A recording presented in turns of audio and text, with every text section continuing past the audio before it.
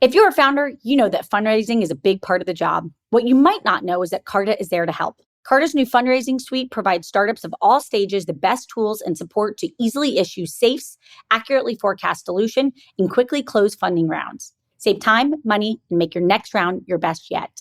To learn more or to get started, go to carta.com/fundraise. That's carta.com/fundraise.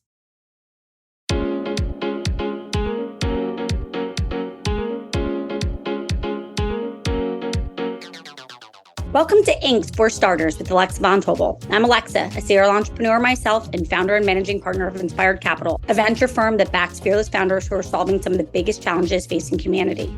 Now in our 6th season, we sit down each week with one of the best founders on the planet to hear their story of guts, inspiration, and drive. Let's dive right in. Hi, everybody. I'm your host. I'm Alexa Von Tobel. And this week, I'm excited for you to meet Ravichandran, the founder and CEO of Aura, a technology company dedicated to simplifying digital security for consumers. An engineer by training and an entrepreneur by nature, Hari has founded successful businesses focused on technology-enabled services and web security. He was previously the founder and CEO of Endurance International Group, a publicly traded global hosting and email marketing company with an enterprise value of approximately $3.5 billion and more than 3,500 employees worldwide. Hari is named on more than 40 approved pending technology patents. He was Ernst & Young's 2012 Entrepreneur of the Year and was also named one of Forbes magazine's most powerful CEOs, 40 and under. Hari holds an MBA from the Wharton School and earned a BS in computer engineering from Mississippi State and studied electrical engineering at Stanford. And with that, let's welcome Hari. Hari, first of all, you have built many successful companies. I am so excited to talk to you about security, but let's just go to first things first. What's Aura in your own words? Aura is a company that's focused on family safety. So we really take a lot of the different things that families need to be safe online when they're using technology specifically, and making sure that the data footprint that families leave behind is not used against them, whether it's scam, spam, ransomware, transactions, different titles of homes, automobiles, et cetera. All of that kind of gets protected in one place. Take us back to the early days of Aura. The idea for the business came from a personal experience with identity theft. I think many of us have had identity theft, which is really frustrating. Tell us about the aha moment. And then how did you decide that this was the next big swing you actually wanted to commit to?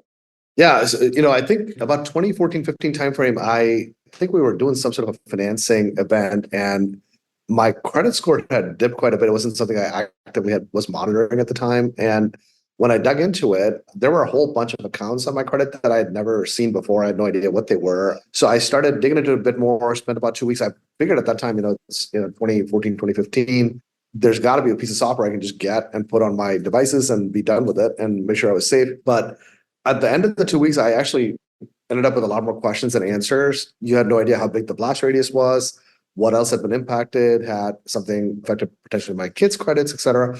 So a lot of frustration that there was nothing in the market that could solve this issue. There were a lot of point solutions in the market. There really was nothing that was integrated, which took away a lot of the worry and concern. So that was sort of the moment where I said, hey, if I'm facing these things and I'm a fairly technical person, there's got to be a lot of people that don't think about technology the same way that must be facing the similar issues as well. So that was the inception point for Aura. How did I decide to dive into it? Look, in general, it's a massive market. The TAM is sort of unlimited here. Anybody that's on a connected device has some sort of a footprint they're leaving behind online. And obviously with consumer-focused businesses, a lot of the challenges end up becoming, how do you aggregate customers in the least expensive way possible? Do you go through enterprises? Do you go directly to consumer? A lot of those questions, and sort of, is there really good product market fit? So some of those things felt both challenging and exciting at the same time because the market was so big. It was a very understandable problem, and lots of folks were going through these issues. And my focus has always been leveraging technology to solve problems that affect lots of folks, basically. And so this fit the mold quite well. In fact, on that note, there's a wild stat that if cybercrime were measured as a country, it would be the third largest economy after the United States and China. Yep. What are the biggest thing that the average consumer needs to be worried about when it comes to cybersecurity? What are the things that we need to know are exactly our vulnerabilities? Yeah, look, I think, start with something simple like passwords, right? 75% of the people use the same passwords across multiple services. Just a very simple thought exercise. Like if you're using the same password on your DoorDash account as you are for your work email, if DoorDash gets breached and that password gets out there, you've given a social engineer some clue as to what your work password might be. And now a lot of that opens up and that creates much more of a bigger blast radius. So simple things like don't reuse passwords, I would say is right up there. If you see a breach notice, like one of the vendors you've been using has had a breach, typically you get a letter in the mail. Most people just throw it away, but that's usually a pretty good indicator that something's going to show up on the dark web at some point later in the future. That info can get used to set up fake accounts. Your credit gets messed up. So start looking at bank statements a lot more closely when you get a breach notice. Start looking at your credit profile pretty closely as well. And there's a ton of free services for this. So you don't need to actually pay anything to set up the monitoring. And then part of what we do at Aura is also things around families, especially content monitoring, time limit setup for kids, et cetera. And while they're not the same thing as transaction fraud or title fraud or scamming your 401k, just as important because we're finding more and more that without setting the proper guideposts for kids for digital usage online, a lot of negative effects end up in their physical life, like whether it's sort of, mental issues with depression or anxiety or feeling disconnected, lonely, et cetera. So the whole gamut of digital technology as it affects family safety is critical to be able to monitor. Absolutely. So much is important around online safety and family safety. Let's talk a little bit about what does it feel like to be an Aura user? I'm here, I have a family. Can you give us some tangible examples of the protection that Aura provides? And also what makes it really seamless and easy? Because clearly it's working. The company's grown dramatically. Give us a sense of the customer experience. Look, when we started with this thing, when we talk with a lot of families, in my own personal experience, you kind of think about what the product vision is and what does this experience need to feel like when somebody goes through it. And really the word that came to mind for us was easy. This needs to be easy. It needs to be friction-free because it's not like you wake up in the morning thinking about cybersecurity for your family. Like it's not like a top of mind thing. You might want to know what your friends are doing. You might want to know what's going on with your family. So social media might be more top of mind, but not cyber safety. So in order to get users to engage, the entire experience has to be friction-free. It has to be very personalized where it's relevant for your life because, if you're someone in your 20s, you probably don't care that much about parental controls because you may not have a kid. And, so you have to make sure the product is very organized around the threats in your life. And then the third thing that came to mind for us was it has to be proactive because if you really think about the model, the cybersecurity model for a lot of the incumbents, it's almost like a fire alarm. They wait till the fire goes off and they send you an alert, right? And so it's great that you know that your house is on fire, but you still have a problem because your house is on fire. So, the way we thought about it is prevent the fire. Like what are habits that people have or use that could be indicative of potential threats to them in the future? And can we then automate some of these things to help them get away from these bad habits? Like we rolled out a password manager inside our tool. We integrated that with breach data where we said, hey, like your password's out on a breach, you should go change it. Most people said, yeah, we should, and did nothing. And so as we dug into it, the thing we figured out is there's friction to go find these services where you've reused these passwords over and over again. And you have to go through this overwhelming job of listing it, going in, logging in, doing all this stuff. So we said, well, why don't we just build some automation to automatically change those passwords for the user on their behalf inside these services that they're already consuming, right? And so, yeah, that's exactly the feedback we got. A lot of people said, thumbs up, this is great. You click a button, it changes your password, puts it inside your vault. And this is what I mean by easy. There are hundreds of cases like that where you just want to remove friction from the product experience. Amen. I mean, that is precisely to your point of the double thumbs up. That's precisely what you want, because at some point you literally just can't keep track of the number of passwords and again, then you add in your kids and their devices and their passwords, and all of a sudden it's like you don't even know how to get online anymore. By the way, Alexis, one of the other quick things I'll articulate too is in our product, we really thought about family a lot. Because in most products that we saw, even ours, our first version of it, you had individual plans. And then when you said family, you took two individual plans and smashed them together. But families are more complicated. There are people living under the same roof. There are mixed families. There are nuclear families. There are people with some overseas, et cetera. Our definition of family is very broad. And what you want to share with other family members is very different. How do you think about delegation? How do you think about sharing? So we had to go back and re-architect a lot of stuff to fit the family mold nicely as well. On that note, one of the things that you have noted and been a leader in really helping make sure people understand is that the most vulnerable populations within a family are elders and children. Yes. You don't often think about your young children and their credit scores and their social security numbers, et cetera. When you think about how to continue to protect children, and I know you've just launched your new digital parenthood initiative, Yep. which is so exciting. Tell us a little bit about how you think about that comprehensively. Our company is going through a shift, I would say, from where we were very focused on security, that was sort of the core pillar of our problem set, to now around family safety. It sounds similar, but it's actually a little bit different because when you're thinking about security, you're thinking about the security of your devices, your transactions, your bank accounts, and then the knock-on effect of that into your family. When you're thinking about family safety, you're starting with the human. You say, okay, well, here's the humans in my family. I want to make sure they're safe. And what are all the things around them that could create sort of a threat vector? And where can technology help solve some of these issues? So when you think about children, like for example, we just rolled out a new feature recently that's detecting PII when kids actually type in personally identifiable information like your home address or some identifiable bit of info. We actually now can capture that and say, hey, like you're about to put this thing out there. Do you really want to?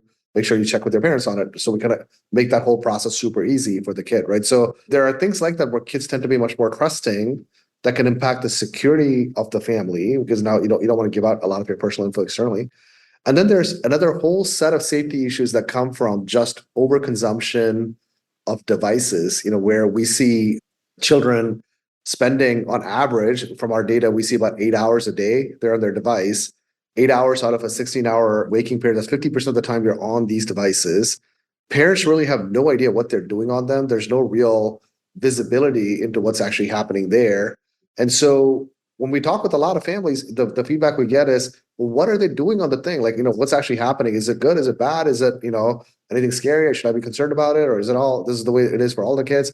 And so a lot of features we're rolling out starting June and then September and December are things that look at behavioral patterns of kids on device and then uses a bunch of AI in the back end to decipher if there are behavioral changes that are actually happening for the child over time, basically. And if there are patterns that are worrisome, like perhaps a big dip in mood, for example, based on a sentiment analysis model, or they're seeing a much higher social interaction time, less physical time, or sleep is getting interrupted. We have now the ability to be able to tell the family, hey, like this is what we're seeing with your child. When we look at the population set, here's what's happening with the overall population of kids that are 12 to 14. But this one feels a little bit different.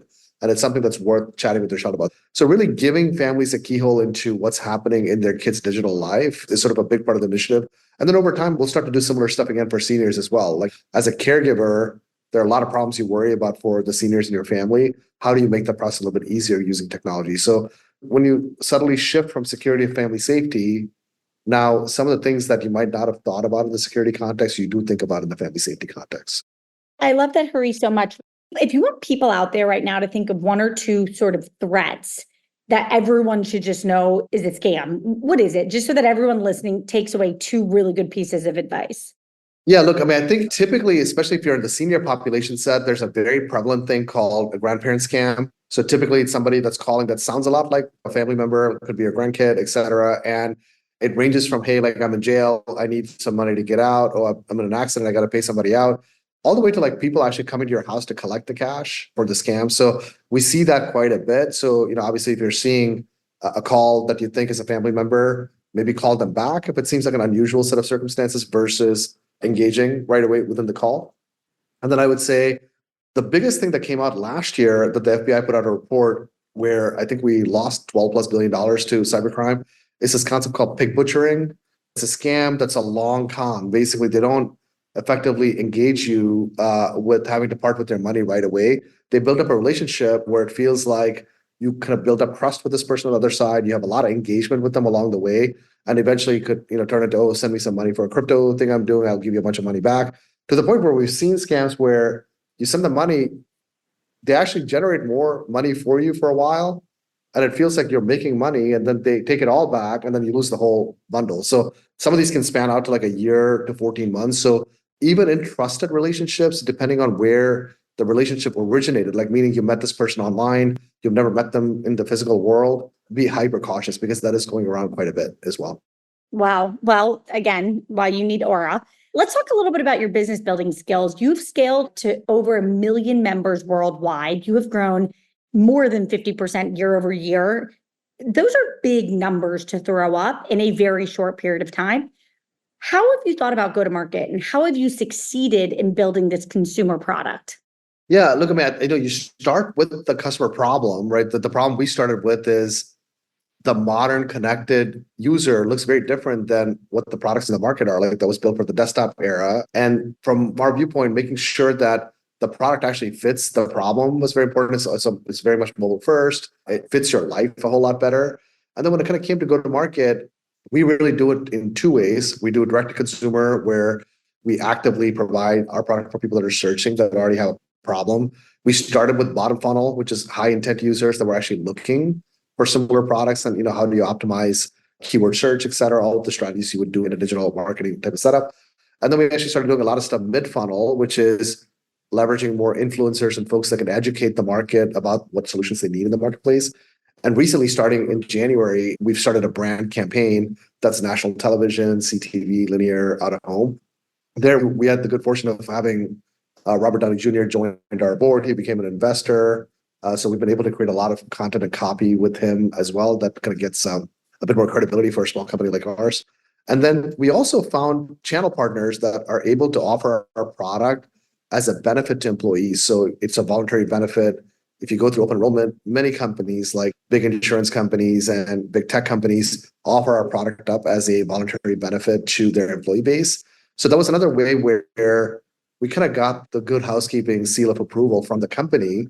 And that starts to build up more brand credibility. And it's sort of circular, because now when we sponsor the Timberwolves, the NBA team that's obviously making a huge run this year, somebody that is an employee of a company goes to a Timberwolves game, they see the Aura logo, they come back, their employer's now talking about, hey, like, we're going to offer this up as a benefit. They go online and they search for it, and the influencer's talking about it. So it becomes this like virtuous cycle.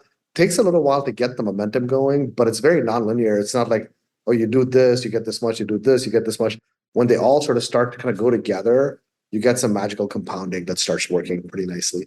I love that. Basically, what you're saying is you've got to build some momentum. You've got to see it in a few places. You're constantly building trust. And at the end of the day, your brand is about trust. Exactly. And we'll be right back after a message from our sponsors. Alexa here. Not only do I get the opportunity to speak with all types of founders on For Starters, but I'm a repeat founder myself. We all know how vital fundraising is to a startup. Carta knows this too. That's why they had founders in mind when they created their fundraising suite, providing tools and support to take the friction out of fundraising. They save founders time and money, allowing you to focus on your goals, not the admin work needed to close a round. From simply issuing safes to quickly receiving funds, Carta Fundraising Suite helps their cap table customers raise a better fundraising round. To learn more or to get started, go to carta.com/fundraise. That's carta.com/fundraise.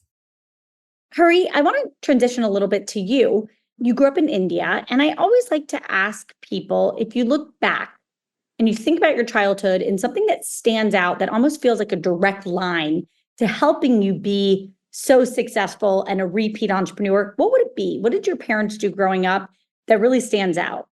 I grew up in India till I was about 14. Never really been anywhere. Hadn't left sort of our hometown. My dad was a Fulbright fellow, so he actually had moved to the States for 2 years doing a bunch of postdoc work in plant pathology.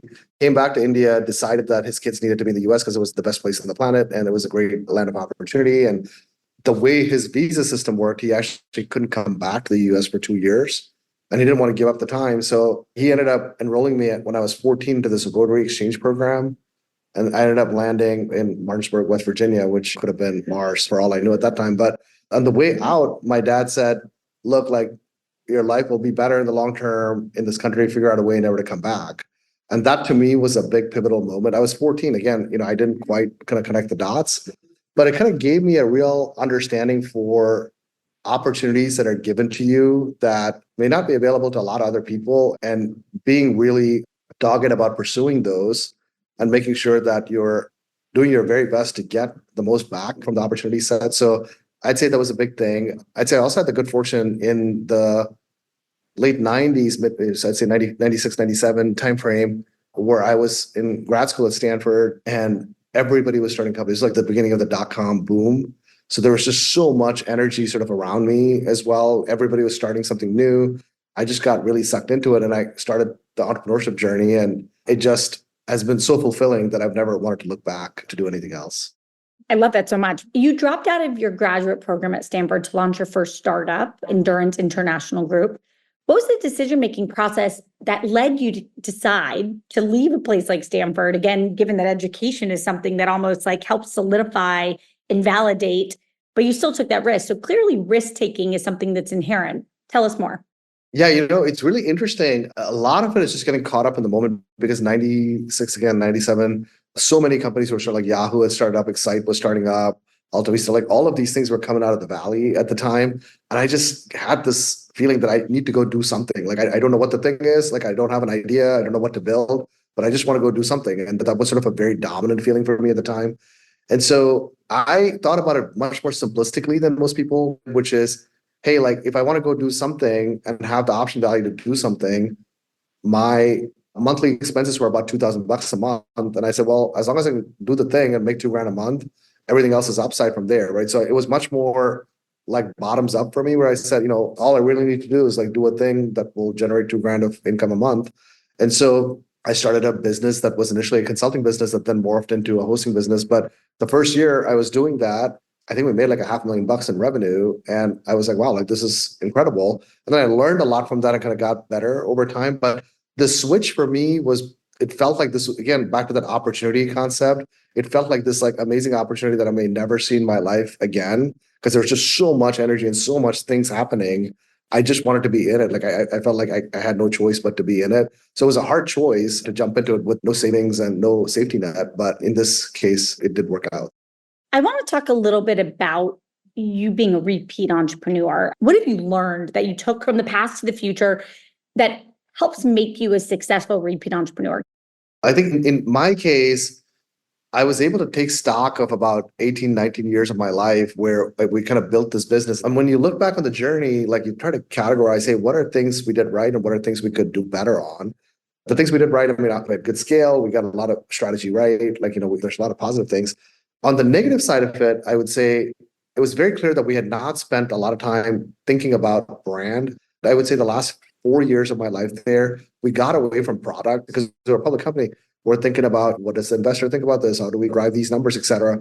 The less you think about customer, the less you think about product, it just never pans out well. Eventually, it's going to catch up. People are going to come, they're going to lap by you. And that, again, was like a core thing for me, is never stop innovating and never give up on the customer and product. And that's hypercritical, because eventually, no matter what the window of time is, could be 5 years, could be 15 years, the best products will win. I mean, that's just the way that it is. So you can't give up on that.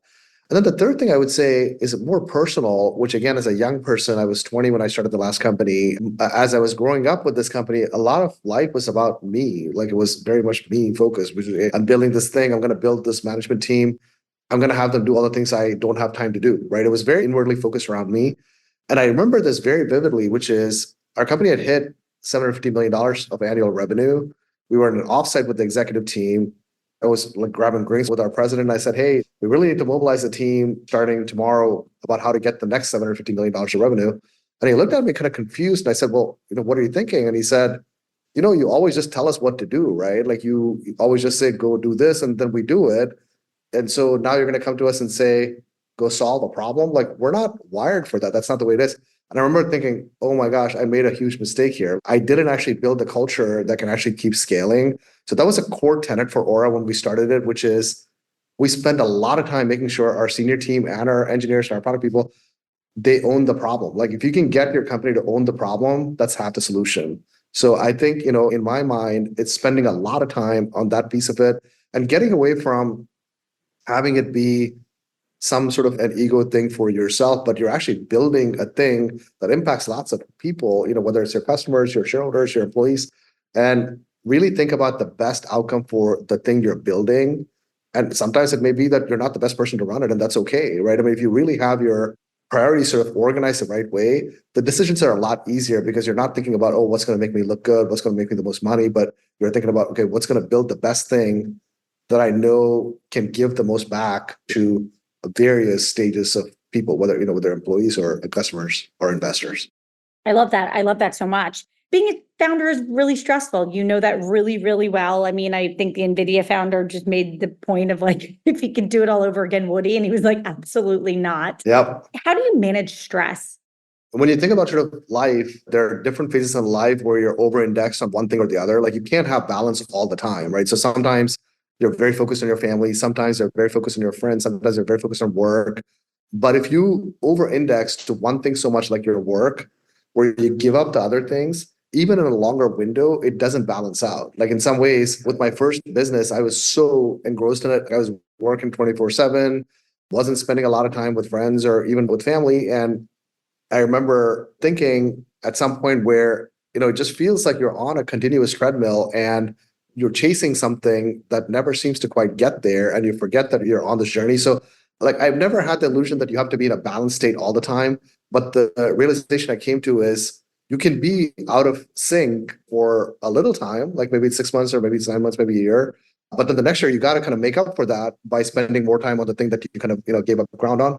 Another big thing is making sure that your family's coming on the journey with you, because if they don't, the time you're not spending with them, they don't understand what you're doing, and it feels very difficult. I spend a lot of time kind of thinking through making sure that the important constituents in my life, even if they're not getting time every day, that I do a lot of catch up when I'm able to.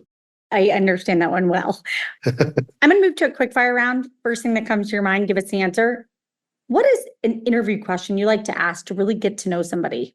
When I ask them about a problem, when I ask them to walk me through their solution in a very granular way, like not arm wavy, but tell me exactly the steps that you went through. And what I find with this is if you actually were the person that solved the issue, you'll talk about it in very granular detail. The people that basically were part of the journey, but maybe not the architect of the solution, they give you a lot of hand wavy things. They tell you sort of things at a broad level, but the person that can get down to the, hey, this is my step one, step two. What'd you learn from step two? Okay, this is what I learned from that. Step three was this.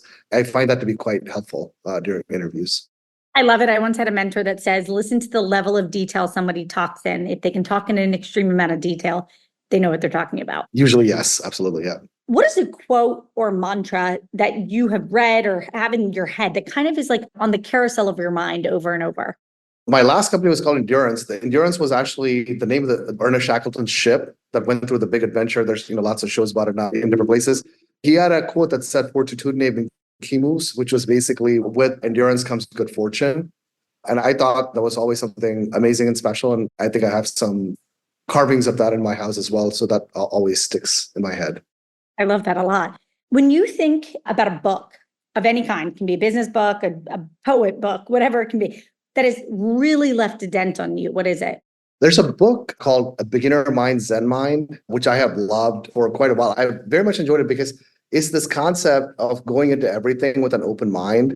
So with the mind of a beginner, because what you find is when you are closed off and you feel like you know something, or you feel like you're an expert at something, you approach things with a closed off mind. And so you're not receptive to a lot of information that comes in. And so if you can approach everything in life with a beginner mind, your mind is open, it has the ability to absorb a lot of information, makes you smarter, reduces your ego, gets you much more grounded. So I found that book to be quite helpful to me. What is one thing that you wish you knew before you started? If you have a lot of belief in yourself, try to wait to raise capital for as long as you can, because I've never met an entrepreneur of a successful business that has ever said, I wish I'd owned less of my company. Everybody wants to own more of their company. So if I'd had that, and I would say even for me, in the early days, that really kind of comes down to having real faith in yourself, like having this unshakable faith where you say, look, I know I've got this other opportunity to go raise money, et cetera, but I'm going to wait. I think that I have enough faith that I can solve these issues. So it's a little bit of a self-faith, and at the same time, understanding that the more of it you can have and the more success you have, you'll end up owning a lot more of your business on the back end of it. I like that a lot. Great. This has been an absolute pleasure. Everybody out there, if you care about the security of your family, please head to aura.com. Check out the product. You absolutely should. And you can join us next week for a new episode of For Starters with Alex Von Tobel. We're rooting for you in every way. This has been an absolute joy and delight. And just thank you so much for building a product that can protect all of us. We're so grateful. Thank you so much, Alexa. Thanks for having me. I appreciate it.